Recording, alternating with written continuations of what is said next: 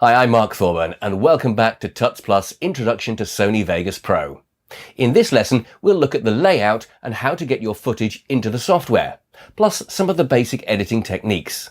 So this is the standard layout for Sony Vegas Pro. As you can see, you have a trim window here, you've got your playback window here, you've got your project media or various other things like effects and things, depending on which tab you click down here, will appear on this side. Down here, the default setting starts with one visual track and one audio track. So let's start putting some media into the program. There are two ways that you can do this. You can either, from the project media tab here, hit that and then decide which media it is that you want to via that, or another way of doing it is simply to open up a folder and drag it in. So these are the images that we're going to be using. This is the footage that we're going to be using. So we'll start with number one, just drag it in and drop it right there.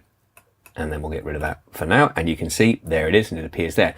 Now, what you can do, I tend to work off two screens. So my layout is different, but let's work off the standard layout. But you can move these windows around, etc., and customize the layout. But let's get rid of the trimmer window because that's not something that I tend to use that often. That gives us room to increase the playback window and also the project, the explorer, and also the effects and media generators windows. So there we go. We start with that, and that's how you import it. There it is. It plays back quite nicely. Not there's much movement in that film there. By the way, if you ever get the opportunity to visit Prague in the Czech Republic, I can highly recommend it. So that's how we import our media. You can either do it, as I say, by clicking there and importing it, or you can do it by simply dragging in from a folder window and putting it there. So let's import all of the media that we want to. And if we don't want to put it on the timeline, we don't want to drag it straight in there, then the easiest way to do it is via the import window here. So we find the right piece and then we'll put it in. And what you can do is simply select everything that's in there by dragging like that and open, and they will all then appear here in the project window. So these are all the things that we're going to need to put together in order to produce the little promo for Prague. And as you can see down here, they've all loaded up fairly quickly. So if we wanted to, down here in the timeline, as I say, the default position once you load something in is obviously one for visuals and one for audio. They are treated together. You move them around like that. Or if you click this button here, you can move them around separately like that. And what we're using here is none of the original audio. In fact, the files are blank, so we can just highlight it, hit delete, and that will disappear. So these are marked in the order that we're going to use them, 1, 2, 3, 4, 5, and so on. So we can quite happily, roughly, just load them in that order right now. So there we go. Everything is loaded in. What we can do, if we want to increase the amount of tracks that we have, drag that up first of all so we can have a look, is simply right-click, insert an audio track if we want to, or get rid of it by deleting it, or we can insert the video track. Simple as that. And you can move the order around any way that you want to have them. There you go, like that. So we'll get rid of that for now because we don't need it. And as mentioned before, the audio that we're using on this, none of it is the original audio. It is all blank, so we can get rid of that entire track. So all we have there is a visual track and everything is imported. Now, basic layout. So we've got the playback switches down here. So play there. Let's make that slightly larger again, just so that we can see it properly. You can move down the timeline like this, simply by clicking on the top. And we see everybody there. All very good and interesting. What else can we do? Well, trimming and crossfading, really simple. Just zoom in. Let's go to one with a bit of movement on. Let's go into the bridge here.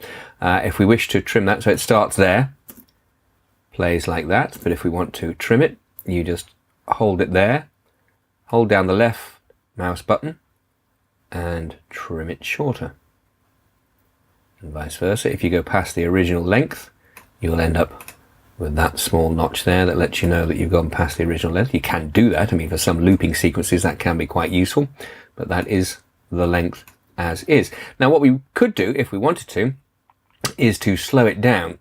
So if we hit that there, move everything else along, what that button does is move everything along that's on the timeline. If you take that off, it'll just move the one thing, but we just want everything out of the way a little bit, so let's move it down, then take that off.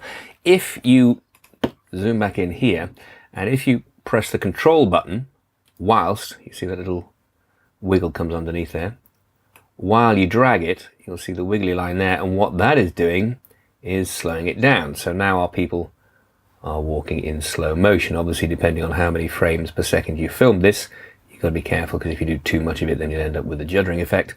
And of course, the reverse, hit the control button, make it shorter than it was, and then all of a sudden people are going to be moving a lot quicker than they were.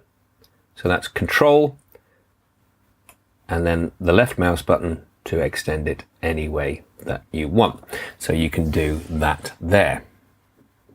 When it comes to crossfading, we'll go back to this one here. So say we wanted to put this over the top of that, you literally just drag it along like that, and you'll get a crossfade, and it'll look like this. Quite a nice smooth crossfade.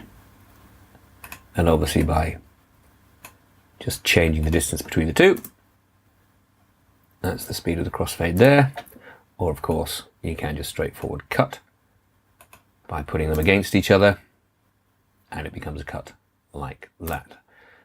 And those really are the basics for importing media and moving it around within your timeline in Sony Vegas Pro. Couldn't be simpler. And there you have it, the basics to get you started in Sony Vegas Pro. In the next lesson, we'll look at getting the first pass together to create the flow and tone that we're looking for. I'm Mark Thorburn, thanks for watching.